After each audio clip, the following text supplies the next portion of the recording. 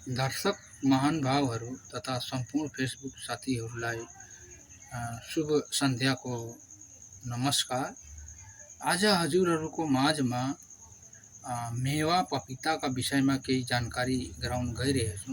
किनकि मेवा र पपिताको एउटा घरेलु उपचारको लागि पनि धेरै महत्त्वपूर्ण हुन्छ। तपाईहरूले भिडियो स्किप नगरेर अन्तिमसम्म हेरिदिनु होला। मेवा पपिताको पेटको समस्या र डेङ्गुको लागि अत्यन्त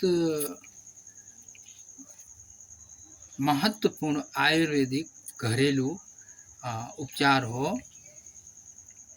पेटको समस्याको लागि बिहान नियमित रूपले तपाईले खाली पेटमा पाकेको मेवा सधैँ खानुहोस्।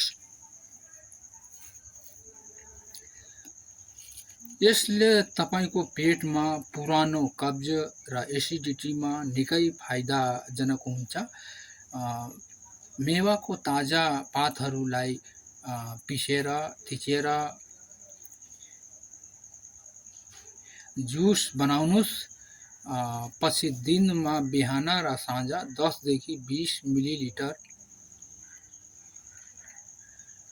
जुस बनाएर खानुहोस्। मेवाको जुसको सेवनले तपाईको शरीरमा प्लेटलेट्सको लाई बढाउनमा निकै महत्त्वपूर्ण काम गर्छ। साथै डेङ्गुका लक्षणलाई बिस्तारै कम गर्नमा निकै मद्दत गर्छ। मेवाको बिउलाई मजाले सुकाउनुस्।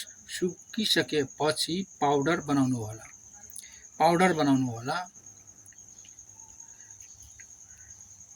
आधा चम्मच पाउडरलाई मनतातो पानीमा 1 चम्मच शुद्ध महका साथै खानुस्।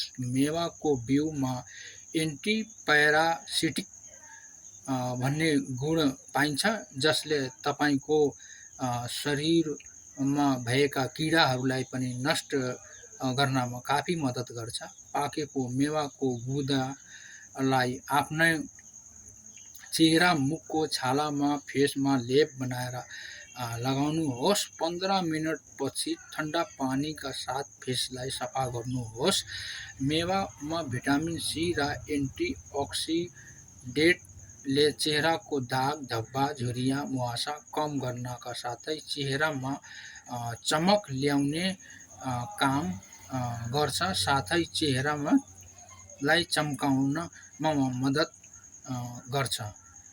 सावधानिया: गर्भवती महिलाले काँचो र नपाकेको मेवा कदापि खानु हुँदैन। तपाईहरूले यो भिडियो हेरेर अरूको माझमा पुर्याइदिनु होला र साथै लाइक, कमेन्ट, सेयर पनि गरिदिनु होला। होस्, धन्यवाद।